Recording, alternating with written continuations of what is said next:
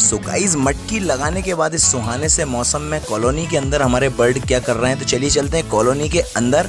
ये देख सकते हैं यहाँ पर पूरे ही हमारे बर्ड्स बैठे हुए हैं दोस्तों, और किस तरीके से यहाँ पर चहल पहल मची हुई है। देख सकते हैं हर एक मटकी के अंदर यहाँ पर फीमेलें बैठी हुई हैं, ऊपर मेल बैठे हुए हैं हर एक मटकी के ऊपर, और यहाँ पर ब्रीडिंग की चल रही है तैयारी।